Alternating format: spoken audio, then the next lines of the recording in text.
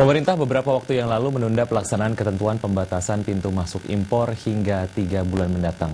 Penundaan ini dilakukan untuk menyiapkan segala prasarana sehingga seluruh stakeholder siap dengan ketentuan yang akan berlaku bulan Juni tersebut. Baik, pemirsa, berikut deskripsi selengkapnya.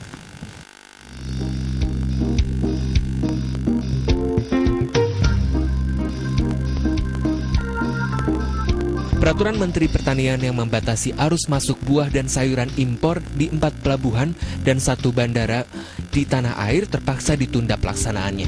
Keputusan ini diambil setelah adanya kesepakatan dari berbagai pihak, baik itu pelaku usaha, Kadin, pemerintah, Pelindo, dan stakeholder lainnya yang menilai masih minimnya sarana dan prasarana di tanah air. Menteri Pertanian Suswono menjelaskan pembatasan pintu masuk buah dan sayur impor tersebut dimaksudkan agar konsumen dapat memperoleh buah dan sayuran impor dalam keadaan yang layak. Namun kesepakatan penundaan penerapan peraturan tersebut diakuinya terjadi karena belum siapnya berbagai sarana dan prasarana yang ada. Nampaknya perlu kesiapan ya untuk mempersiapkan sarana prasarananya dan juga SDM-nya ya. Oleh karena itu agar nanti pelaksanaan dari Permentan ini optimal, maka kita tunda 3 bulan ke depan. Nah, diharapkan dengan waktu tambahan 3 bulan ini semua persiapan-persiapan yang diperlukan untuk optimalisasi dari pemanfaatan 4 pelabuhan ini betul-betul bisa optimal pemanfaatannya gitu. Sesuai dengan peraturan Menteri Pertanian nomor 89 dan nomor 90 tahun 2012, telah ditetapkan bahwa produk hortikultura impor hanya dapat masuk ke tanah air melalui Pelabuhan Laut Belawan Medan, Pelabuhan Laut Tanjung Perak Surabaya, Pelabuhan Laut Makassar, serta Bandara Soekarno-Hatta. Melalui 4 tempat ini, proses karantina nantinya akan diperketat pada 47 jenis buah-buahan dan sayuran impor. Namun pembatasan arus masuk hortikultura impor yang sedianya akan dilaksanakan mulai 19 Maret mendatang ditunda hingga 3 bulan mendatang atau tepatnya pada 19 Juni 2012. Jakarta, Dudi Rukmana, MNC Business.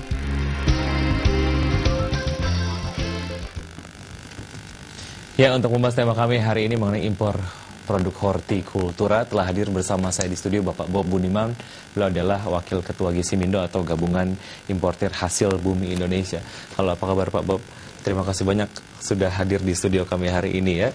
Oke, penundaan akan peraturan ya Permentan lah ya, nomor 89 dan nomor 90 ini ditunda sampai dengan 19 Juni 2012.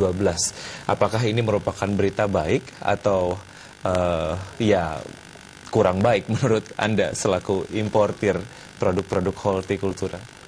Ya, menurut saya yang pertama ya sangat baik ya Pak ya. Karena berarti pemerintah dalam hal ini Kementerian Pertanian ada menghargai Pak. Artinya pihak-pihak KABI sebagai pelaku bisnisnya, dalam hal ini Gisimindo, juga termasuk Kadin, Ginsi, juga termasuk YLKI yaitu yang menangani masalah keluhan konsumen, juga terhadap Pemda Jatim yang sampai dengan menerbitkan perda, kemudian kepada Batam, juga kepada negara-negara kita, mitra kita seperti USA, New Zealand, Australia, China yang memprotesnya. Terakhir belakangan ini Pak.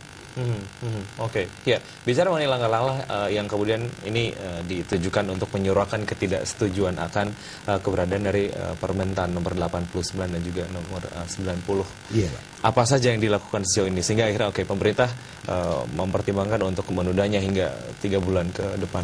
Maksudnya bagaimana Pak? Apa saja yang apa langkah-langkah apa saja yang sejauh ini mungkin dilakukan untuk menyuarakan ketidaksetujuan dari teman-teman importir, ataupun mungkin Anda juga tadi menyebutkan Kadin juga tidak setuju dengan keberadaan Permentan ini. Ya, jadi kan sekali lagi Pak, kalau Kementan dalam hal ini menunda 3 bulan, artinya kan ada kata-kata dari Pak Suswono menyatakan bahwa untuk mempersiapkan dalam hal ini mitra dagang dan instansi terkait menyiapkan sarana prasarananya.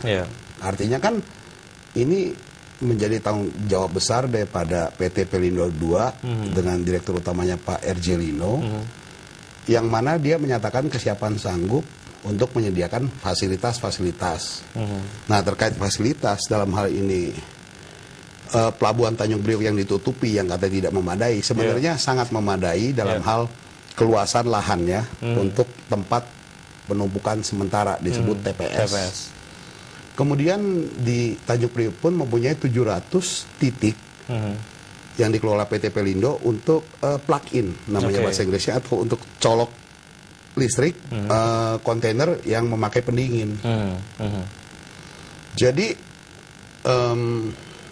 kemudian untuk sarana uji lab yang selama ini dilakukan karantina, itu kan ditunjuk 2 PT swasta, yaitu PT Mutu Agung dan Saraswanti, sedangkan mereka punya sarana uji labnya berada di Depok dan satu lagi di Bogor. Belum lagi dari karantina menunjuk depo di sekitar wilayah pelabuhan, yaitu PT Manguni dan PT Berdikari, yang hanya mempunyai 150 titik colok untuk 2 perusahaan itu, colok listrik. Jauh sekali dengan pelabuhan yang ada.